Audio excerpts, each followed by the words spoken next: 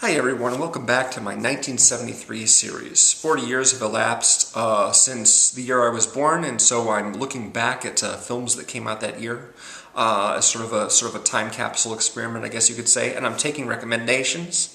If anyone of you watching has a 1973 movie you'd like me to take a look at and make a video about, leave a comment below. But before you do, there's a link in the description to the playlist of all the videos of all the films that I've done so far, so you can see whether or not this is something that I have done already, the movie that you have in mind. I'm doing American Graffiti today, and that was recommended to me by FilmSpeak, Aaron, who I've known on YouTube here for a few months at least. He comments regularly on my videos. Thanks very much for the recommendation, Aaron. American Graffiti was directed by George Lucas, and stars young Ronnie Howard. He's actually billed as Ronnie Howard in the credits. Ron Howard, of course, is a very famous and acclaimed director. Won an Oscar for A Beautiful Mind, directed Apollo 13, directed Ransom, which is an awesome flick. But back in the day, of course, he was just a young actor on Happy Days, and he appears in this movie alongside young Richard Dreyfuss and Charles Martin Smith, who's also a director, as well as a brief appearance by Harrison Ford. I'm actually a lot more familiar with the actors than I am the actresses, although I know them. One of them is named Williams. It's Cindy Williams or Wendy Williams, I forget. She's on Three's Company with Jack Ritter, which is an old sitcom. Also Candy Clark, who's sort of a sex pot type, and then you've got Mackenzie Phillips, who plays a girl who's younger than the other characters. But it's funny, it's one of those Hollywood things where there's a girl who's supposed to be socially awkward or not that pretty, but she's played by a pretty actress, and Mackenzie Phillips is very pretty back then. So she ends up catching a ride with this guy. Let me explain a little bit about the premise. Basically, it's like Dazed and Confused, only more family-friendly. Less drugs, less partying, less heavy drinking. They're all hanging out, this group of high schoolers, or at least they're not high schoolers anymore, they graduated, most of them. And they're spending basically the last day of summer before some of them are going away to school. And there's actually like a dance going on at their school, which they come back to and hang out at. Even though they've already graduated, it's a little strange. The Hop, as they call it the Hop. And they actually play the song, The Hop. Let's go to the Hop, oh baby, let's go to, right? Wall-to-wall 60s tunes in this. It was released in 73, but it takes place in the 60s. So there's a lot of, there's a big focus on the cars, all the cars of the 60s then. And one of the guys is driving this yellow vintage vehicle with the engine exposed. All the area where the hood covers the engine has been completely taken out, so you see the engine there. And he's very fond of racing other people, and he's like the best in town.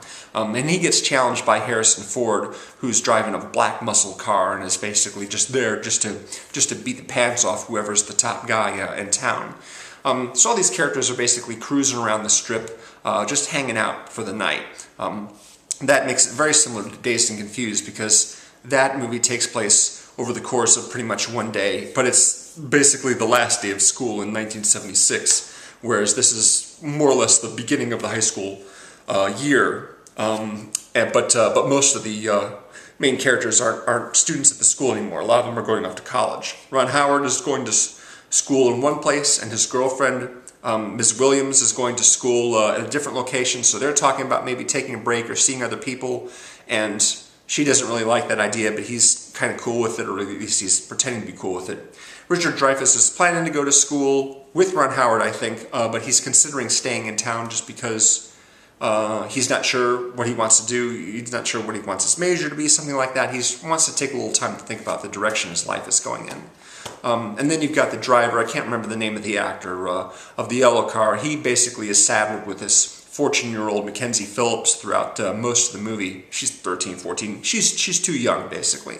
And she ends up really annoying him, but after a while, they kind of grow fond of each other, and they think, yeah, you're all right, you're okay, especially when they start terrorizing other people in their cars during the course of the night. Charles Martin Smith is kind of the nerd of the group, and he ends up meeting up with Candy Clark's character, who's a bit of a nut for the nice cars, and he's actually been put in charge of taking care of Ron Howard's car while he's off at school, so he's super thrilled about that. Cruising around looking for babes, and so she hops in and they cruising around together and they get in some trouble. That is pretty much the extent of the storylines. There's some developments going on involving racing and gangs and, you know, other ways of getting in trouble. Mostly it's all pretty harmless fun, especially compared with Dazed and Confused, which is, there's a lot more crime going on. There's a little bit of crime in this movie, but not as much as Dazed and Confused. Dazed and Confused is just, you know, basically from beginning to end underage drinking and pot smoking, you know, as well as just a general disregard for authority figures and parents and what have you. Dazed and Confused is a really fun movie. I really enjoy a lot of the actors in this. So this movie is somewhat unsatisfying for me, simply because it's just so much more, so much less daring. But then again, it's George Lucas. George Lucas is not necessarily a daring filmmaker. And a lot of the pop tunes got distracting after a while. It was just one after another, and I knew most of them, and it got a little stupid after a while, just how many it was. The movie, of course, was a really big hit. A lot of people really dug it. So good for George for making that and going on to make Star Wars and retiring, leaving other better people to do Star Wars. That's a different conversation. Anyway, that's American Graffiti.